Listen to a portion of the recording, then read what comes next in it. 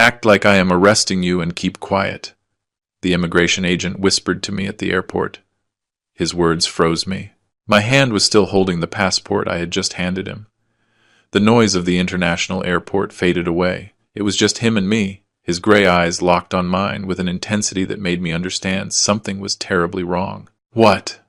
I managed to whisper. "Do not turn around. Do not make any gestures. Your life is in danger." His voice was barely audible, but every word was crystal clear. "Come with me, as if I were arresting you. Trust me. I am 55 years old. I built 3 companies from scratch. I have survived economic crises, unfair competition, and fraud attempts. I am not a man who gets scared easily." But in that moment, with the immigration agent looking at me with that absolute seriousness, I felt the ground moving beneath my feet. "Mr. Richard Miller," he said in a loud professional voice, "I need you to accompany me to the inspection office. There is an irregularity with your documentation." Behind me, I heard the voice of my son Andrew. "Dad, what is happening?" "Do not worry, sir," the agent replied without looking at me. "It is just a routine procedure. Wait in the boarding lounge, please." "But we—" "Wait in the lounge," the agent repeated firmly. I walked beside him, feeling the gazes of all the passengers in line. My son and my daughter-in-law, Ashley, stood there, watching me walk away, flanked by 2 security agents who had appeared out of nowhere. My heart was beating wildly. What was happening? Why did I feel like this was not a simple routine procedure? It has been 6 months since I lost my wife Helen. Cancer. Fast, brutal, without mercy. One day we were planning our retirement. Trips we never took because I was always busy building the business. The next day, the doctors gave us 6 months. She only survived 4. Her last wish was for me to get closer to our son. Andrew is 30 years old. He has been married to Ashley for 3 years. Helen always felt that I had been too hard on him, too demanding, too absent, and she was right. "Promise me you are going to fix things with Andrew," she told me from her hospital bed with that weak voice that broke my soul. "Promise me you will not leave him alone like I am going to leave you." I promised her. With tears running down my cheeks, I promised her. That is why I organized this trip. 2 weeks in Europe, Paris, Rome, Barcelona, the 3 of us together. A chance to get to know each other again, to build bridges, to honor Helen's memory by being the family she always wanted us to be. We had planned everything for months. The best hotels, exclusive restaurants, private tours. I did not skimp on anything. I wanted it to be perfect. I wanted to prove to Andrew that his father could be more than a businessman obsessed with work. And now, minutes away from boarding the flight, an immigration agent was telling me that my life was in danger. We entered a small, windowless office. The agent locked the door. There were 2 plastic chairs, a metal desk, and a computer screen on the wall. "Mr. Miller, my name is Federal Agent James Reynolds. I have to show you something, but I need you to stay calm." "What is going on?" My voice came out louder than I intended. "Why did you bring me here?" "Because we saved your life." Those words fell like stones in still water. The agent turned on the screen. A recording from the airport security cameras appeared. I recognized the check-in area where we had been 20 minutes ago. "Watch carefully," Reynolds said. On the screen, I saw Andrew and Ashley behind me in line. They looked normal, chatting casually. But then the agent fast-forwarded the recording to the moment I approached the immigration counter. "Look here," he pointed. I saw Ashley take something out of her purse. A small vial. She passed it discreetly to Andrew. He looked around, verifying that no one saw him. And then, my blood froze. My son uncapped my water bottle, the one I had left in my backpack while organizing my documents. The camera captured the exact moment he poured the contents of the vial into my water. Then he capped the bottle again and placed it exactly where it was. It all took less than 10 seconds. "No," I whispered. "It cannot be." "There is more," the agent said with a somber voice. He switched to another recording. This one was from the airport parking lot, 2 hours earlier. Andrew and Ashley were next to my SUV. She was handing him the vial. The agent turned up the volume. Although the audio was poor, some words were clear. "On the plane, 3 hours is enough. It will look natural. Heart attack. The properties remain in my name. The will. No one is going to suspect." Older man, recently widowed. Stress of the trip. The room spun around me. I sat heavily in the chair, feeling like I was running out of air. My son. My only son. The boy I held in my arms when he was born. The boy I taught to ride a bike. The young man for whom I paid for college, his master's degree, whom I helped start his first business. That same son had just tried to poison me. How? My voice cracked. How did you discover it? Pure chance, admitted Agent Reynolds. One of our behavior analysts was reviewing the cameras as part of a training exercise. He noticed the suspicious movement. He reported it. When we saw the full recording, we knew we had to act fast. And the vial? What was in the vial? Our forensics team recovered it from the trash can where your son threw it. They are analyzing it now, but based on the initial description, he paused. Mr. Miller, if you had drunk that water during the flight, you would not have arrived in Europe alive. I stared at the frozen screen. The image of my son, back to the camera, with my water bottle in his hand. The small vial tipped over the opening. Helen died 6 months ago, and my son could not even wait a year to inherit. Why? The question came out like a moan. I have a will. Everything is his, anyway. The companies, the properties, the accounts, everything. Why not wait? Agent Reynolds looked at me with something that looked like pity. Maybe he did not want to wait. Maybe he has debts you do not know about. Maybe, he stopped. Maybe greed simply has no logic. I remembered something Helen had told me months before she was diagnosed. We were having dinner, just the two of us. One of those rare nights when I was not working late. Andrew worries me, she had said suddenly. Why? I asked distractedly, checking my phone. I do not know. There is something in the way he talks about money, in the way Ashley looks at him, as if they were waiting for something. Waiting for what? For us to be gone. I had laughed. I had told her she was exaggerating, that she saw problems where there were none, that Andrew was our son, that he loved us. Helen did not insist, but now watching that recording, I remembered the sadness in her eyes that night. She had seen it. She had seen something that I, blinded by my work and my need to believe I had raised my son well, refused to see. Mr. Miller, the agent's voice brought me back to the present. We need you to make a decision. We can arrest them right now. We have enough evidence. The cameras, the vial, forensic analysis. They will go to prison for many years. And the other option? You can continue with the original plan. Board the plane as if nothing happened. But we will give you a new water bottle, uncontaminated, and we will have agents on the flight, watching, if they try anything else. Why would I do that? I interrupted him. Why not just arrest them and be done with it? Reynolds leaned forward. Because if we arrest them now, they are going to hire lawyers. Good lawyers that your money can pay for. They are going to say the evidence is manipulated, that it is a misunderstanding, that someone else could have touched that bottle, and maybe, just maybe, they find a way to get away with it, or receive a reduced sentence. And if I go on the trip, if you go on the trip, they are going to think their plan worked. They are going to lower their guard. They are going to make mistakes. And we will be documenting everything. When we finally arrest them, there will be no lawyer in the world who can defend them. I remained silent, processing. My businessman mind, trained to analyze complex situations and make difficult decisions, began to work. How much time do I have to decide? Your flight leaves in 45 minutes. I need an answer in 5. 5 minutes to decide if I wanted immediate justice or guaranteed justice. 5 minutes to decide if I still had the courage to look my son in the eyes, knowing he had just tried to kill me. I thought of Helen, of her grave still so recent that the fresh flowers wilted every week. I thought of all the times she defended me to Andrew, justified my absences, painted me as a hard-working hero to our son, and I thought of how that son had waited barely 6 months after her death to try to get rid of me. I am going to get on that plane, I said with a firm voice, and I am going to find out exactly who my son is. Agent Reynolds nodded slowly. I understand. It is your decision, but I need you to understand the risks. I understand them perfectly. I interrupted him. But you said you will have agents watching, correct? Correct. 2 undercover agents on the flight, 1 in first class, 1 in coach. They will be monitoring every move of your son and your daughter-in-law. Then I am safe. Physically, yes. emotionally. Reynolds looked at me with compassion. That is another story. He was right. It was one thing to survive a poisoning attempt.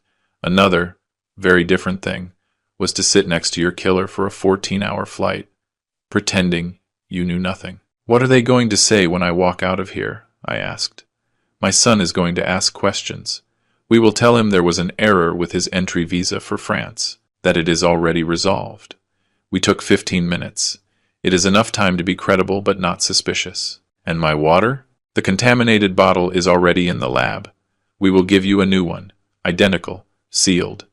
They will not notice the difference. I stood up. My legs were trembling slightly, but I stayed firm. 55 years facing business challenges had taught me to control my emotions. Now I would have to use every ounce of that experience. One last thing, I said before the agent opened the door. When this is over, when you have all the evidence you need, I want to see them. I want to look them in the eyes and ask them why. I understand, and you will have that opportunity. We left the office. We walked back to the boarding area. I felt the gazes of the other passengers, curious to know what had happened with the man the agents took away. I saw Andrew and Ashley waiting near the boarding gate. When they saw me, Andrew got up quickly, with a worried expression. "Dad, are you okay?" What happened? That concern in his voice, that tone of a loving son. If I had not seen the recording, I would have believed he really cared. "Error with the entry visa for France," I said with a tired smile. "It is already resolved. Just ridiculous bureaucracy." "What a scare you gave us," Ashley said, taking my arm with familiarity. "We thought they would cancel the trip." I looked into her eyes. Light brown eyes. Pretty. Expressive. The same eyes that had been watching while she passed the vial of poison to my son. No, I replied.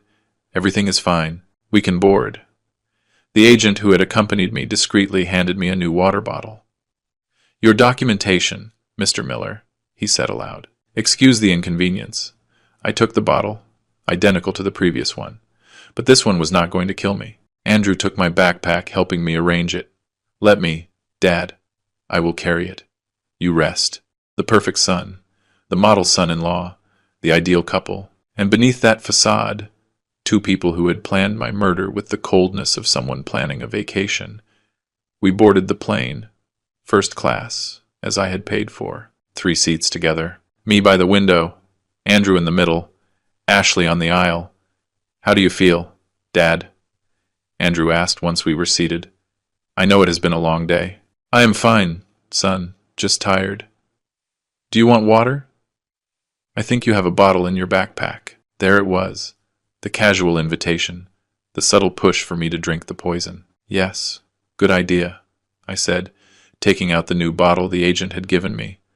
I saw how Andrew's eyes followed the bottle. I saw the quick exchange of looks between him and Ashley. Satisfaction. Relief. They thought it had worked. They thought their plan was in motion. I took a sip of the clean water, cold, refreshing, no strange taste, no poison. "Thanks for organizing this trip, Dad," Andrew said, putting his hand on mine. "It means a lot to us, to me, especially after Mom." He stopped, as if it were too painful to continue. I squeezed his hand. My son's hand, the hand that hours ago had poured poison into my water. "Your mom wanted us to do this," I said with a soft voice. "She wanted us to be a united family. And we are," Andrew replied, smiling. "We are family. Always. Until I am dead and you can keep everything," I thought. But I smiled back. "Always," I repeated. The plane began to move toward the runway. I looked out the window, watching Chicago getting smaller and smaller beneath us. Helen had asked me to get closer to our son, to fix our relationship, to be the family she always dreamed of. What irony! I had organized this trip to fulfill her last wish, and my son had seen it as the perfect opportunity to get rid of me. 2 weeks in Europe. 14 days pretending I knew nothing. 14 days acting like the loving father, the generous father-in-law, while every second documented the true nature of the people sitting next to me. I had built an empire from scratch. I had faced ruthless competitors, economic crises, betrayals by partners, but never had I faced something like this. Because it is one thing for a stranger to betray you.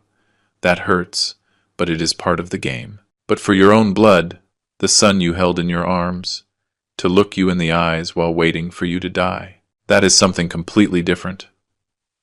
The plane rose. We left dry land behind, and I prepared myself for the hardest performance of my life, pretending I did not know my son was waiting for me to die, pretending I still loved him, pretending we were still family, because somewhere on that plane, 2 federal agents were watching, documenting, waiting for the precise moment to act, and I was going to give them all the time they needed. Because when this ended, when the truth finally came to light, I did not want any doubt to remain. I wanted the whole world to know exactly who Andrew Miller was, and for him to pay for every second his mother and I spent building a life for him, a life he wanted to snatch from me ahead of time.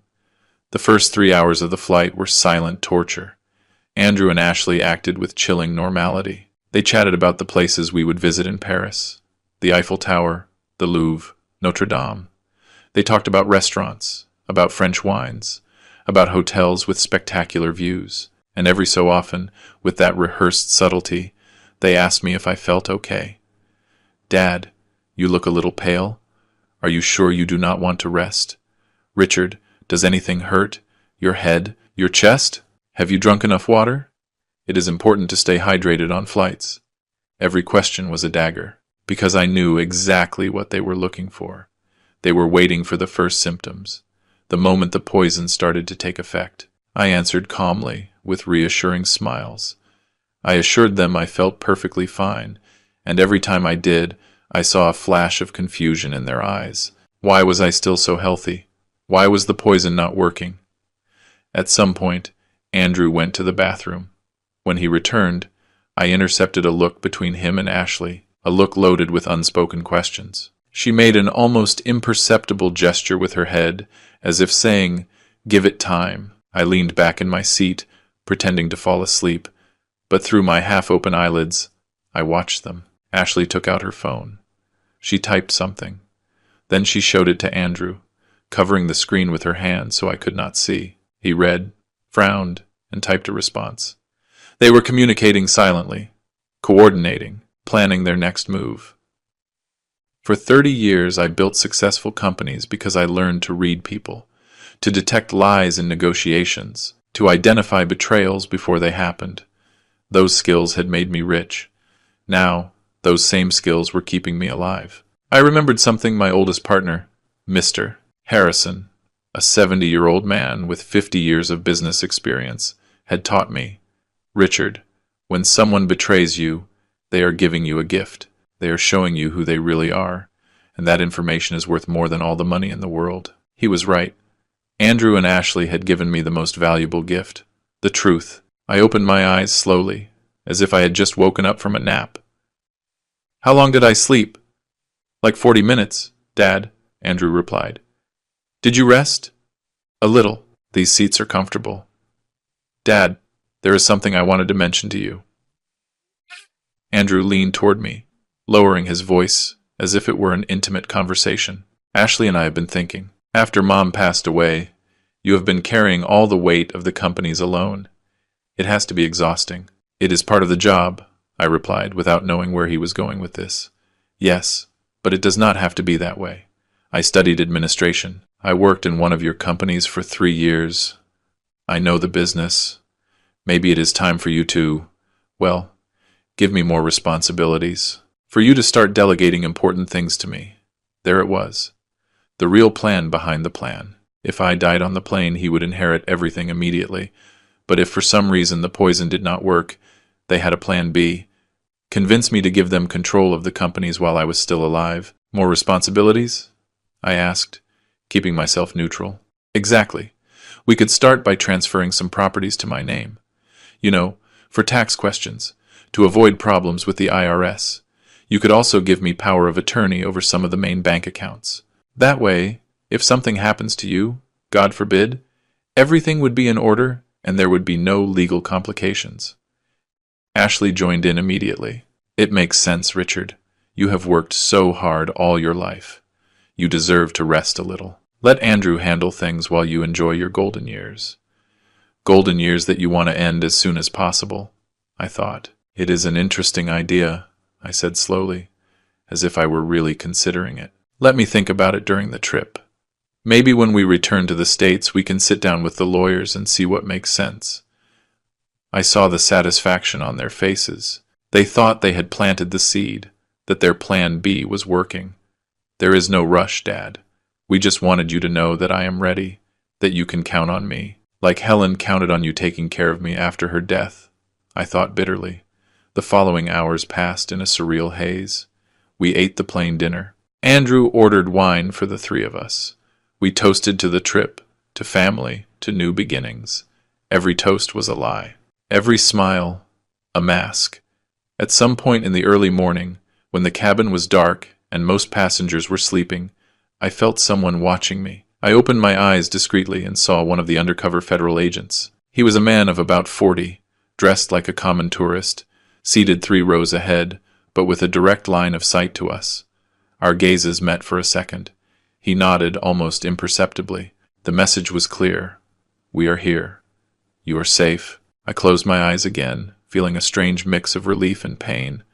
I was physically safe, yes, but emotionally I was being torn apart piece by piece, because every minute I spent on that plane, every fake conversation, every gesture of feigned affection, was a reminder that my son wanted me dead. I thought about all the important moments of his life. His first day of school, his high school graduation, his wedding to Ashley 3 years ago, where I paid for every detail of a ceremony that cost more than what many people earn in a year. At that wedding, Andrew had hugged me and told me, "Thanks for everything, Dad, for giving me a life I never imagined, for being the best father in the world." At what moment did those words turn into lies? Or were they always lies? Helen was always more perceptive than me in emotional matters.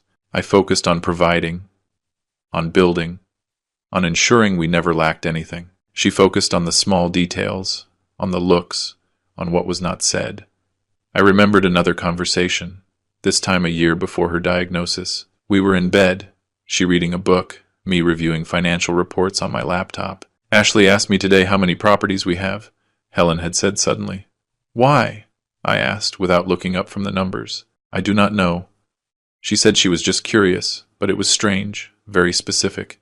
She wanted to know how many houses, how many rental apartments, how much land. Maybe she is just making conversation. "Richard!" Helen closed her book. "Look at me." I looked up. She had that expression I knew well, the one that meant, "This is important. Pay attention." "That girl is not making conversation," she continued. "She is taking inventory." Inventory. Yes, she is calculating exactly how much our family is worth, and I do not like it. I had told her she was exaggerating, that Ashley came from a humble family, and it was natural for her to be curious about a different lifestyle, that she did not have to be so suspicious. Helen had not insisted further, but now, remembering that conversation, I realized she had seen the truth I refused to accept. Ashley never loved Andrew. She loved what Andrew represented, access to a fortune. And Andrew, my son, had been weak enough to let himself be manipulated. Or maybe ambitious enough to participate willingly. I did not know which of the two options was worse. The plane began its descent toward Paris. The city lights shone below like a sea of stars. Normally this would be an exciting moment. My first trip to Europe in 10 years. A chance to disconnect from work, to enjoy life. Instead, I felt like I was descending into a 2-week nightmare. "Look, Dad," Andrew pointed out the window. "It is beautiful, right? Beautiful," I repeated without feeling anything. We landed at 7 in the morning, Paris time. Charles de Gaulle Airport was full of travelers, the organized chaos of thousands of people moving with purpose. While we waited for our luggage, Ashley went to the bathroom. Andrew and I were left alone for the first time since I had discovered his betrayal. "Dad, there is something I want to tell you." He started looking toward where Ashley had disappeared. "I know you and Mom always thought maybe Ashley was not the right person for me. That took me by surprise. We never said that. Not with words, but I felt it, in the way Mom looked at her, in how you were always a little distant with her." "Andrew, no, let me finish." He raised a hand. "I want you to know that I love her, and I know she loves me, and I know that together we are going to make you feel proud. We are going to take care of you, Dad, especially now that Mom is gone." He looked at me with sincere eyes eyes I had watched grow since he was a baby, eyes that now I knew hid a stranger. "I know you are going to take care of me, son," I said, and in that moment I was not acting. The pain in my voice was completely real. "I have always known I can count on you." He hugged me. A tight hug, one of those he used to give me when he was a child after I returned from long business trips. I returned the hug, feeling something inside me break definitively. This was my son, the person who was supposed to protect me, care for me, honor me, and instead, he had planned my murder with the coldness of someone planning a business trip. Ashley returned from the bathroom. We collected our luggage. We left the airport toward the taxi that would take us to the hotel. Paris was exactly like the postcards. Historic buildings, cobblestone streets, cafes on every corner. The Eiffel Tower rose in the distance, majestic. "It is incredible," sighed Ashley, looking out the taxi window. "I always dreamed of coming here." "Well, now you are here," I said, "thanks to this trip. Thanks to you, Richard. You made this possible, and you wanted to thank me by killing me," I thought. The hotel was 5 stars, located in the 7th arrondissement, steps from the Eiffel Tower. I had reserved 2 suites, one for me, another for Andrew and Ashley. When we entered the lobby, a man in a suit approached me discreetly. "Mr. Miller?" he asked in English with a French accent. "Yes, welcome to Paris. I am Gerard, the hotel manager. If you need anything during your stay, do not hesitate to call me directly." He handed me a business card, but when I took it, he added in a very low voice, "I am also part of the team protecting you. Agent Reynolds coordinated everything with us. You are safe here." I nodded slightly. Another guard in my strange luxury prison. We went up to our rooms. Mine was spectacular. Huge windows with a view of the Eiffel Tower, king-size bed, marble bathroom that was bigger than the first apartment Helen and I shared when we were newlyweds. I sat on the bed, looking out the window. Paris stretched out before me, full of promises of adventure and discovery. But I felt no emotion, only tiredness, a deep tiredness that went beyond the physical. The room phone rang. It was Andrew. "Dad, do you want us to rest a while and then go down to eat something? Or, if you prefer, we can start the tour immediately." "Let's rest first," I replied. It was a long flight. Perfect. "See you in the lobby at 2 in the afternoon then." I hung up. It was 9 in the morning. I had 5 hours before having to act again. I took off my shoes, lay on the bed, and, for the first time since the immigration agent had whispered those words to me at the airport, I let the tears flow. I cried for Helen, for not having listened to her when she warned me about Andrew and Ashley. I cried for my son, for the boy he was and the man he became, and I cried for myself, for the old fool who had worked all his life building an empire for his family, without realizing that his family was only waiting for him to die to claim it. There must be something deeply broken in a father who raises a son capable of murder. There must be something I did wrong, something I did not teach him, some value I failed to instill. Was it because I worked too much? Because I was absent during important moments? Because I gave him too much money? Too much comfort? Too easy? I had no answers. I only had questions that tortured me. The room phone rang again. I ignored it. It rang 3 more times before I finally answered. "Mr. Miller?" It was Gerard, the manager. "Excuse the intrusion. I just wanted to inform you that your son came down a moment ago to the reception. He asked some questions about you." "What kind of questions?" "He asked if we had a doctor available. He said you have a history of heart problems and wanted to make sure that, in case of emergency, we knew who to call." My blood froze. "I do not have any history of heart problems." "I know, sir. That is why I am calling you. Your son is setting the stage. When you—" he paused. "When they expect something to happen to you, they want the hotel staff to already have in mind that you had heart problems. That way it will look natural." "What did you tell him?" "Nothing specific. I just appreciated the information and assured we would have everything prepared.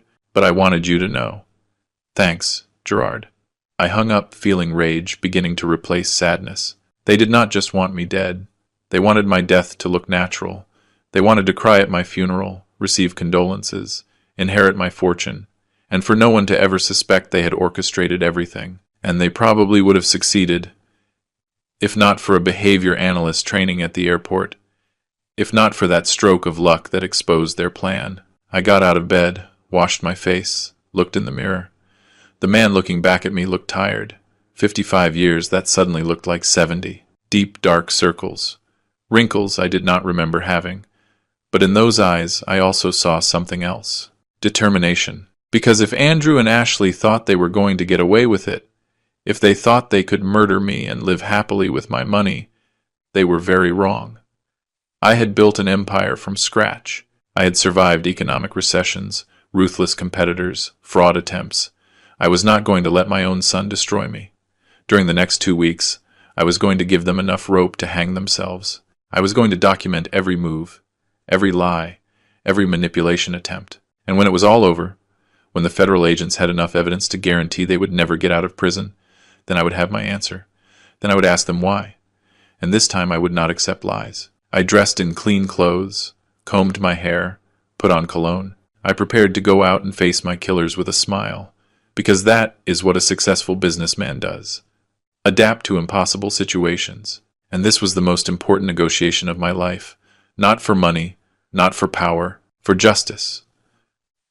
And for the memory of Helen, who had warned me and whom I did not listen to.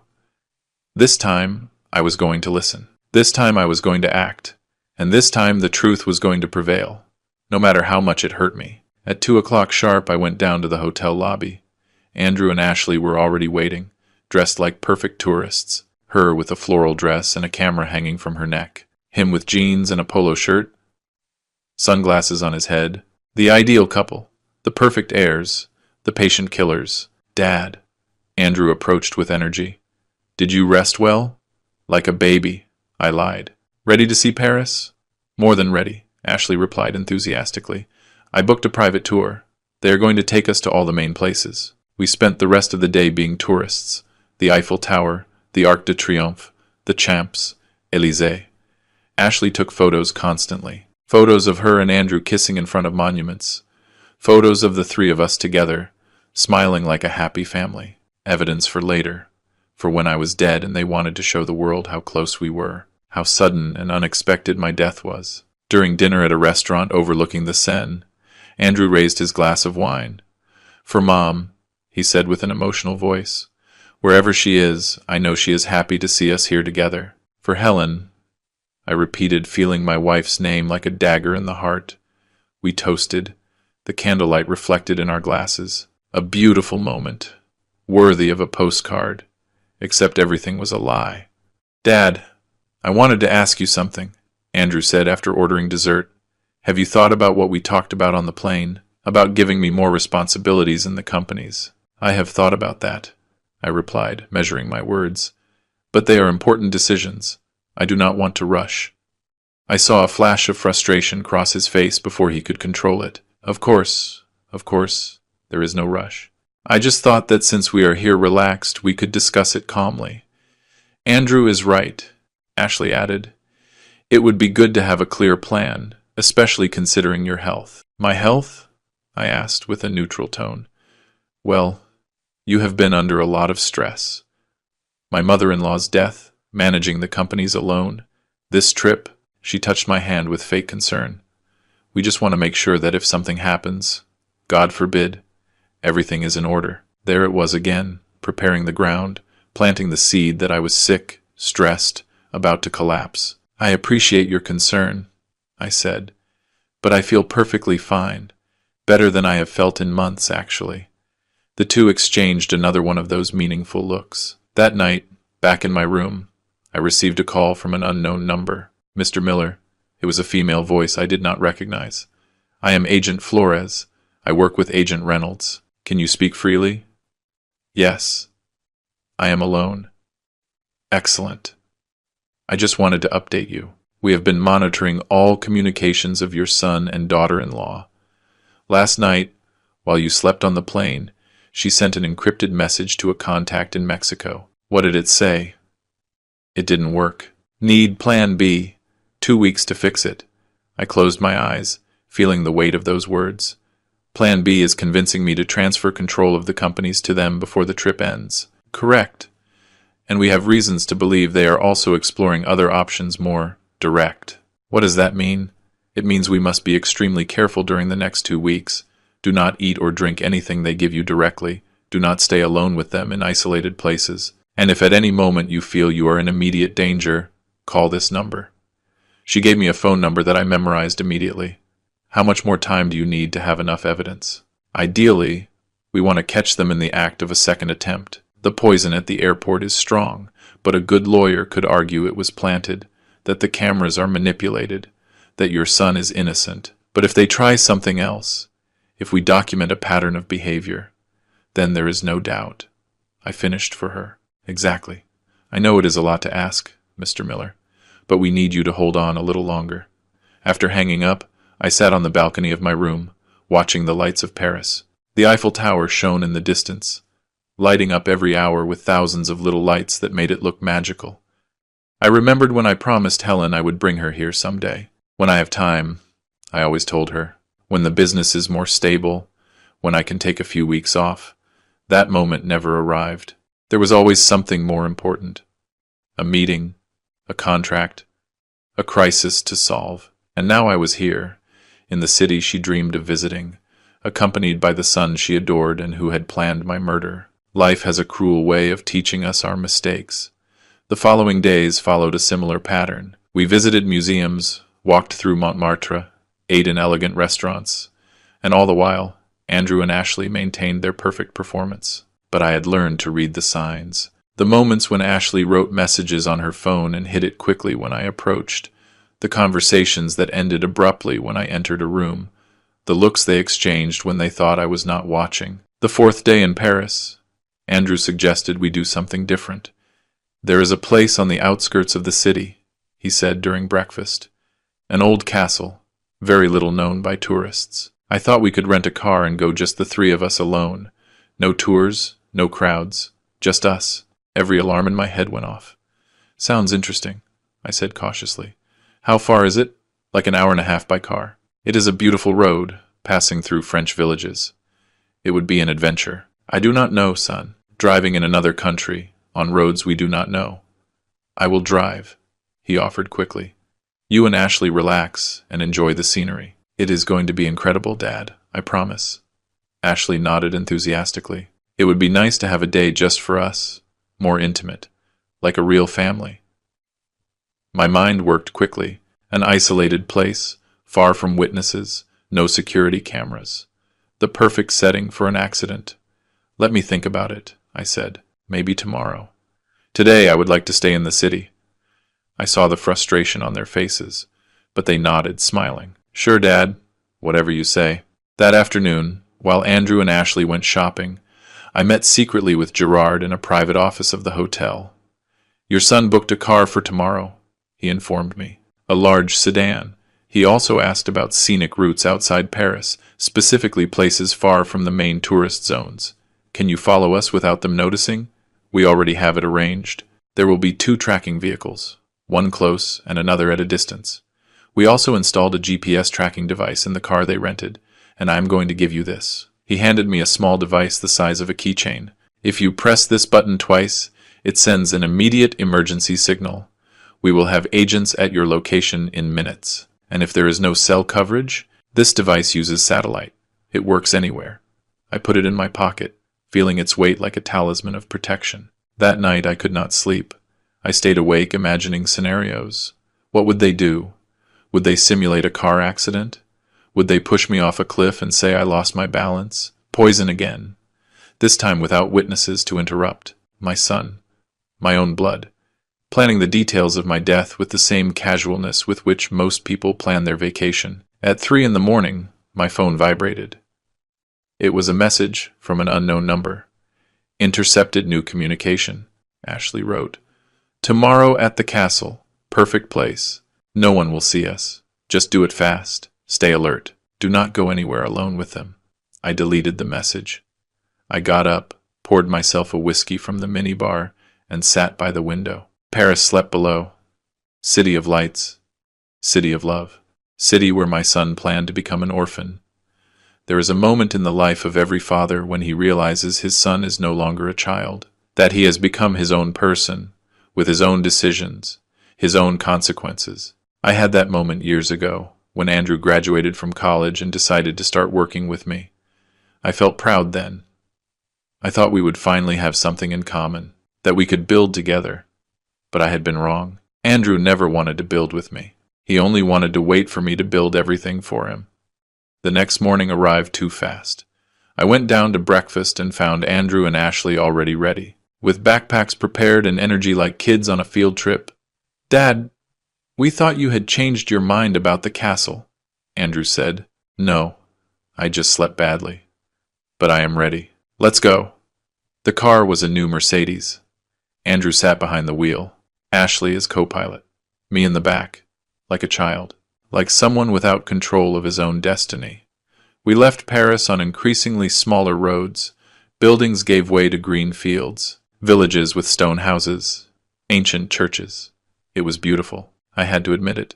It was also isolated, perfect for what they had planned. "How about we stop there?" Ashley pointed toward a lookout with a view of a valley. "We could take photos." Andrew parked. We got out of the car. The wind blew hard, bringing the smell of wet earth and wildflowers. The lookout had a metal railing, old and rusty. Beyond, a cliff about 100 feet high. Ashley started taking photos. Andrew stood next to me at the railing. "It is incredible, right?" he said. "The view. Incredible," I repeated, with every muscle in my body tense. "Dad, I want you to know something." His voice changed, became more serious. "These days with you have been important to me. After Mom died, I felt like I was losing you too. But this trip made me realize how much I need you in my life. The right words, the perfect tone. If I did not know the truth, I would have been moved to tears.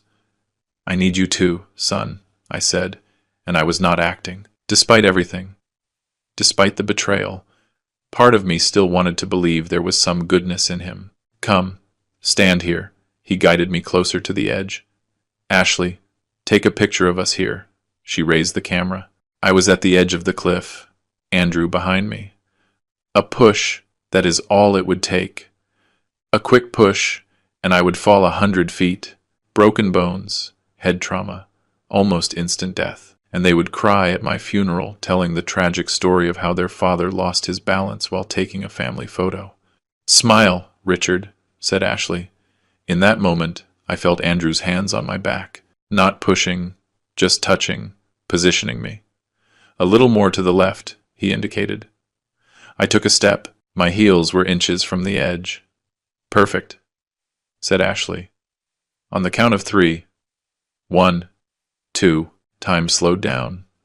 I felt Andrew's hands pressing slightly.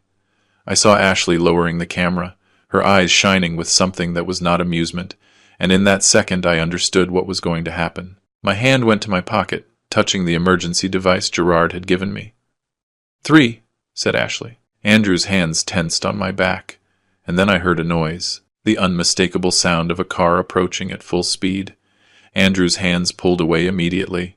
I took a step forward, away from the edge, with my heart beating like a war drum. A French police car appeared on the road. 2 officers got out, walking toward us with serious expressions. "Bonjour," greeted one of them. "Excuse the intrusion. We are doing security checks in the area. Could you show us your IDs?" Andrew and Ashley looked at each other. Confusion mixed with fear? "Sure, officer," I said, taking out my passport with hands that trembled slightly. The police checked our documents with professional calm, but I saw how one of them looked at me with meaning. Another undercover agent. "Everything is in order," he finally said, returning our passports. "Enjoy your visit to France, and please, be careful near the cliff. We have had several accidents here in the last few years." The message was clear. We saw everything. We are here. The police left. Andrew and Ashley seemed nervous. "How strange," murmured Ashley. "Security checks in the middle of nowhere. They must be looking for someone," said Andrew, but his voice sounded tense. "Better continue to the castle." The rest of the day passed without further incidents. We visited the castle. We ate at a restaurant in the nearby village, returned to Paris at sunset. But something had changed. Andrew and Ashley were quieter, more cautious, as if they knew someone was watching them. That night I received another call from Agent Flores. "It was close today," she said without preamble. "Very close. If our officers had not arrived at that exact moment. I know. Mr. Miller, we have to consider the possibility of ending this now. Arrest them before they make another attempt. Do you have enough evidence? Silence on the other end. Not as much as we would like. Their lawyers could argue that the moment at the lookout was innocent. What? They were just positioning you for a photo? We do not have definitive proof of intent. Then we continue, I said with a firm voice. Until you have it, Mr. Miller. Agent Flores, I have built my life making difficult decisions. This is just one more. I need this to be resolved once and for all. Without doubts, without possibility of them escaping on legal technicalities. I understand. But please be extremely careful. We do not know what they are going to try next. After hanging up, I poured myself another whiskey. My hands no longer trembled. Instead, I felt a strange calm, because I had finally understood something important. I had the control. Andrew and Ashley thought they were hunting. They thought I was the defenseless prey, but they were wrong. I was the one leading them exactly where I wanted. I was the one documenting every lie, every attempt, every moment of their betrayal. And when all this was over, when they were sitting in a cell wondering how it all went so wrong, they would understand the truth. You were never the hunter, son. You were just a fool with a plan that never had a chance to work. Because your father did not build an empire being stupid, and I was not going to start now. The following days were a macabre dance of feigned normality. We went to Versailles. We walked through the palace gardens. We took photos in front of the fountains. We ate pastries in cafes with 3 centuries of history. Any outside observer would have seen a happy family enjoying a dream vacation. But I knew the truth. Every smile was a lie. Every hug, a betrayal. Every "I love you, Dad" that came out of Andrew's mouth was a dagger wrapped in velvet.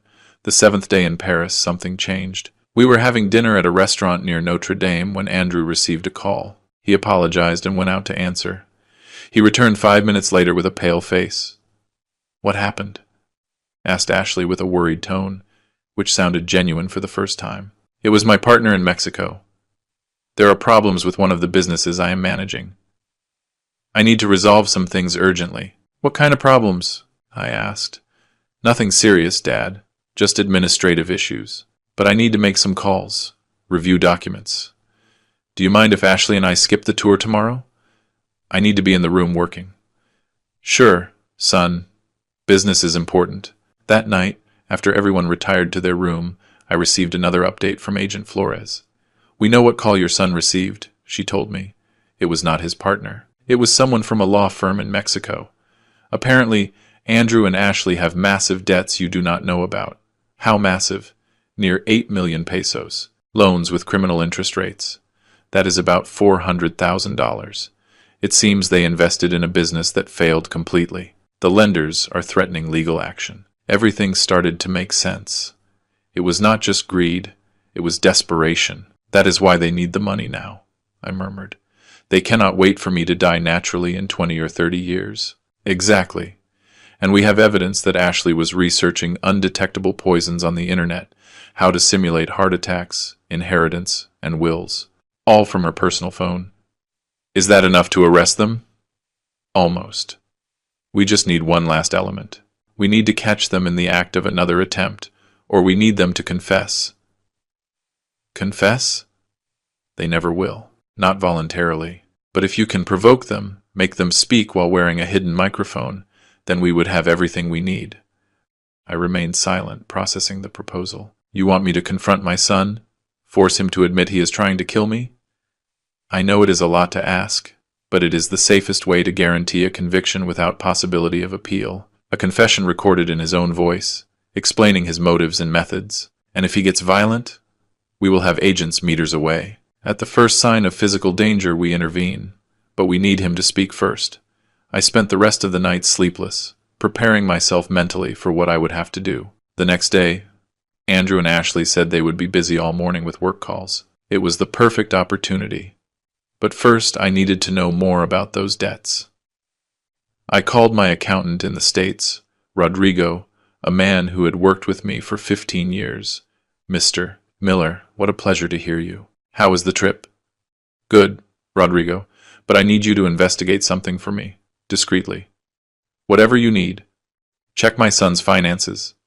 Everything. Bank accounts, credit cards, loans, investments, everything you can find. Is there a problem? Just do it. And send me the full report before noon. 3 hours later, I had the report in my email. I read it in my room, feeling the rage growing with every page. Andrew and Ashley did not just owe $400,000. They owed almost $800,000 to different lenders, some legitimate, others clearly connected to criminal organizations. They had invested in a cryptocurrency business that turned out to be a scam. They lost everything in 6 months. Then, trying to recover, they asked for more loans to invest in another scheme, which also failed. And during all that time, while they sank deeper and deeper into debt, they lived a luxury lifestyle. Trips, expensive restaurants, designer clothes, all charged to credit cards they could no longer pay. The report included copies of text messages from the lenders, increasingly severe threats. You have until the end of the month or there will be consequences. We know your family. It would be a shame if something happened to them. My son was not just trying to kill me out of greed. He was trying to kill me to save himself. That afternoon, while Andrew and Ashley remained locked in their room, I met with the team of federal agents in a different suite of the hotel. Agent Flores was a woman of about 40, short hair, intelligent eyes. She showed me the equipment I would use. It is a practically invisible microphone, she explained, sticking it under my shirt. It transmits in real time. We will hear everything and be ready to intervene if necessary. How do I provoke him to speak? Tell him you know about the debts, that you discovered everything. See him get nervous. Nervous people make mistakes, say things they shouldn't. If you can make him feel cornered, if you can make Ashley and him think their only escape is to be honest with you, then they will talk. And if it doesn't work, then we arrest with the evidence we have and hope for the best. But it won't be a guaranteed conviction. I looked in the mirror. A 55-year-old man with a hidden microphone, preparing to confront his killer son. How had my life reached this point? At 7 p.m, I knocked on the door of Andrew and Ashley's suite. He opened, surprised to see me. Dad, everything okay? I need to talk to you. With both of you. It is important. Ashley appeared behind him, with a cautious expression. Sure, Dad. Come in. I entered. The suite was identical to mine, but messier. Clothes thrown around, documents scattered on the table, open laptops. I sat on the sofa. They sat in front of me. I could feel the tension in the air. What's wrong? Andrew asked. You look serious? We have to talk about money, I said directly, specifically about your debts. I saw him go pale. Ashley went rigid. My debts. I don't know what. Don't lie to me. I interrupted him with a cold voice. I know everything, Andrew. The loans, the failed investments, the $800,000 you owe, everything. Deadly silence. I could hear my own heart beating. Dad, I was going to tell you. When? When were you going to tell me? After I was dead and you could pay your debts with my inheritance? Ashley stood up abruptly. I don't know what you are insinuating, but sit down, I ordered with an authority I didn't know I still had. Both of you, sit down and let me speak. They sat down. Andrew had tears in his eyes. Were they real or acted? I know you are in trouble, I continued. I know the lenders are threatening you. I know you thought the only way out was my death. No, Andrew jumped up. Dad, never. I would never think. The poison at the airport? I said the words like bombs. I saw everything, Andrew. The security cameras captured it, pouring something into my water bottle, something that was designed to kill me. The color completely disappeared from his face. Ashley opened her mouth, but no sound came out. I also know about the attempt at the lookout, I continued, positioning me on the edge of the cliff, waiting for the perfect moment to push. If those police officers hadn't appeared, Dad, please, you have to understand. Andrew's voice broke completely. I didn't know what else to do. The lenders said they were going to hurt Ashley. They said they knew where we lived, that they knew our routines. I was so scared. And your solution was to kill me? It wasn't to kill you, he shouted. It was just to make you sleep on the plane, so that when we landed, you felt bad and we had to hospitalize you. We thought if you were in the hospital, if the doctors said you had heart problems, you might decide to transfer control of some things to me, to avoid stress. It wasn't real poison, just Just strong sedatives. Lie, I said firmly. The analysis showed exactly what it was. And in the dose you put, I would have died on that plane. Real tears now ran down Andrew's face. He dropped to his knees in front of me. Dad, I'm sorry. I'm so sorry. I was desperate. I wasn't thinking clearly. Ashley and I, we were terrified. The lenders are not normal people, Dad. They are criminals. They said they would give us until the end of the month or what? They would kill you? My voice was pure ice. So you decided it was better if they killed me? No, it wasn't like that. I needed time. I needed money fast. And I thought if something happened to you, if I died, you inherited everything and could pay your debts. Silence. A silence that was worth more than 1,000 confessions. Ashley finally spoke, her voice barely a whisper. It was my idea. It was all my idea. Andrew didn't want to, but I convinced him. I told him it was the only way. That you were already old, that anyway I was going to die soon. I finished for her. That what did a few years matter? More or less. She started crying too, but I felt no compassion. Do you know what is saddest about all this? I asked. It isn't that you tried to kill me. It is that you didn't even have the courage to be honest with me. If Andrew had come and told me, Dad, I'm in trouble. I made mistakes. I need help. I would have helped him. I would have paid every penny of those debts. I would have protected my son. Dad. Andrew reached his hand toward me. But instead of trusting me, you decided it was easier to kill me. You decided my life was worth less than your debts. And that, son, that is something I will never be able to forgive. Please, begged Andrew, give me a chance. I can change. I can fix this. Just don't hand me over to the police. Please, Dad. I am your son. Your only son. You are my son. I nodded. And that is precisely the reason why this hurts so much. I got up from the sofa. The two looked at me from the floor, broken, waiting for my verdict. You have two options, I said with a firm voice. First option, call the police right now. With the confession you just made, with all the gathered evidence, you will spend decades in prison. Both of you! Ashley sobbed louder. What is the second option? Andrew asked with a broken voice. The second option is that tomorrow morning, early, you go back to the States. I am going to give you enough money to pay all your debts. Every dollar. The lenders will leave you alone. I saw hope shine in their eyes. But I continued. You never contact me again. You never speak to me again. You never see me again. For practical purposes, I no longer have a son, and you no longer have a father. Dad, no.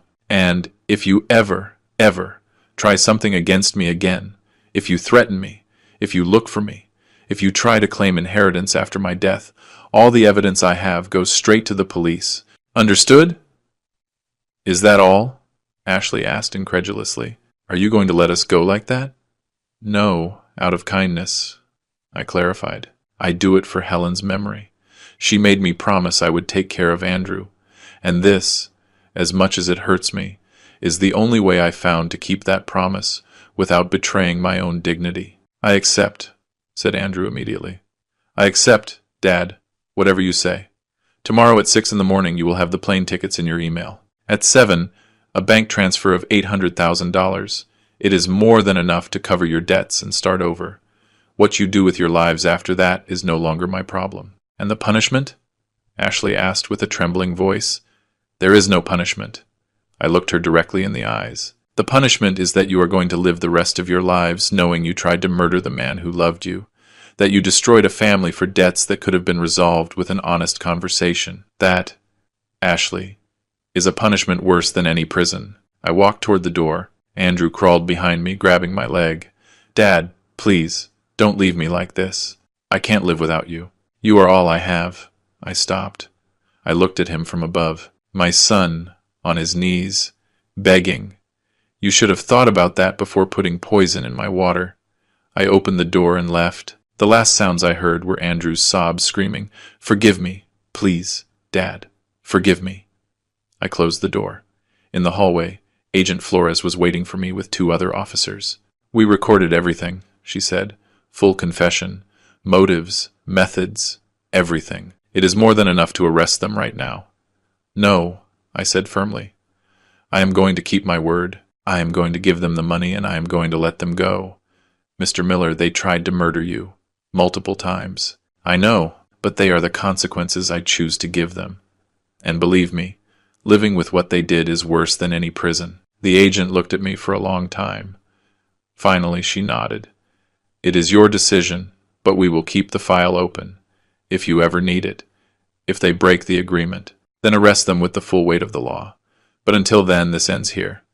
That night I slept deeply for the first time in 2 weeks. A part of my nightmare was over. The next morning, at 6 o'clock, I knocked on the door of their suite. Andrew opened with red and swollen eyes. Behind him, the suitcases were already packed. "The taxi is waiting for you downstairs," I said. "The tickets are in your email. The money will arrive in your account in an hour." "Dad, No," I interrupted him. "There is nothing more to say. Live your lives. Be better people, but do it far from me." Ashley appeared behind him. She looked at me with eyes full of tears. "I'm sorry," she whispered, "for everything." "Me too," I replied. "I am sorry things have come to this." I watched them take their suitcases. I accompanied them to the elevator. When the doors opened, Andrew turned one last time. "Will you ever be able to forgive me?" I thought of Helen, of her last words. "Take care of our son." "Maybe," I said finally. "But not today, and probably not tomorrow either. If that day comes, I will let you know." The elevator doors closed, and just like that, my son disappeared from my life. I returned to my suite. I sat on the balcony, watching the sunrise over Paris. The city woke up slowly, full of promises of new beginnings. My phone rang. It was Audrey, my daughter from San Francisco. "Dad?" I saw that Andrew posted something strange on social media, saying he was returning to the U.S. early. "Is everything okay?" "Everything is fine, honey," I replied, and for the first time in weeks it was true. Just some necessary changes. Changes? I will explain when I return. But for now, I just want you to know that I love you very much, and that I appreciate that you have always been honest with me. I love you too, Dad, and I miss you. Hurry back. After hanging up, I stared at the Eiffel Tower in the distance. Helen and I had dreamed of coming here together. That dream was never fulfilled. But maybe I could create new dreams, with Audrey, with her children, with the people who really valued me. I passed the next 7 days alone in Paris, and I discovered something surprising. I enjoyed every moment. I visited museums without having to pretend interest in fake conversations. I ate in restaurants without having to watch my drink. I walked through Montmartre without feeling expectant eyes waiting for my death. And slowly, very slowly, I began to heal. One afternoon, sitting in a cafe near the Seine, I wrote a letter. Not to send it, just to process my thoughts. "Dear Helen, I kept my promise to take care of Andrew, but not in the way you expected. I saved him from prison. I gave him money to get out of his problems, but I also had to let him go. I hope you understand me. I hope that wherever you are, you know I made the right decision, because loving someone sometimes means letting them face the consequences of their actions. I miss you every day, but I am learning to live again, not just to survive, but to live, until we see each other again. Your husband, Richard." I folded the letter and put it in my wallet. Maybe someday I would bury it next to her grave, or maybe I would burn it in some liberation ritual. For now, I just needed it to exist. I returned to the States 2 weeks later, as planned. Audrey picked me up at the airport with her 2 kids. The kids ran toward me, screaming, "Grandpa!" And in that moment I felt something I hadn't felt in months. Hope. "How was Paris?" asked Audrey while driving toward my house. "Revealing," I replied. "In many ways I never imagined." She looked at me sideways. "Andrew doesn't want to talk to me. He says there was a problem between you, but he doesn't give me details." "What happened, Dad?" "Someday I will tell you everything, but not today. Today I just want to get home, hug my grandkids, and start over. 6 months have passed since Paris. 6 months in which I have had no contact with Andrew. According to his bank account, which I still monitored discreetly, he paid all his debts and moved to another city with Ashley. I don't know if they are happy. I don't know if they learned anything from all this. I will probably never know. But I have learned something important. That family is not defined by blood. It is defined by loyalty, respect, genuine love. Audrey and her kids come to visit me every week. I have dinner with them. I play with the kids. I listen to their stories. It is a simpler life than the one I had, but infinitely richer. I also started making changes to my will. The majority of my fortune will go to Audrey, another part to charities, and a small part, will remain in a trust for Andrew, not because he deserves it, but because his mother would have asked me. But that trust will come with conditions, with requirements of therapy, of genuine work, of demonstration of real change. I don't know if he will ever claim it. Maybe yes, maybe no. Yesterday I received a letter. It had no return address, but I recognized the handwriting immediately. It was from Andrew.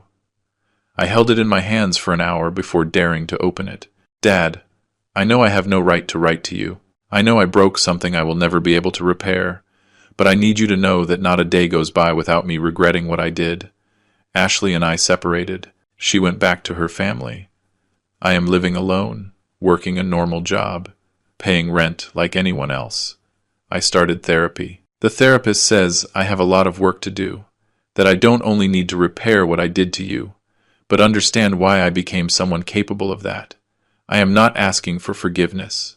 Not yet. I am just telling you that I am trying to be better. If someday, maybe in many years, you think we can talk, I will be waiting. Your son, Andrew. I read the letter 3 times. Then I folded it carefully and put it in my desk. Maybe someday I will answer. Maybe someday we can have a real conversation. But today is not that day. Today I am just a 56-year-old man who survived a murder attempt by his own son. A man who chose justice over revenge. A man who is learning to live again. And that, for now, is enough. If you are listening to this story and you identify with it in some way, if you are afraid of your own family, if you feel you cannot trust the people who should care for you, I want to tell you something. You are not alone. And you are not crazy for feeling this way. Sometimes the people who hurt us the most are the ones who share our blood, and it is okay to walk away. It is okay to protect yourself. It is okay to choose your own peace over blind family loyalty. True family is earned, not inherited. And if I could survive this, you can also survive whatever you are facing. Be careful.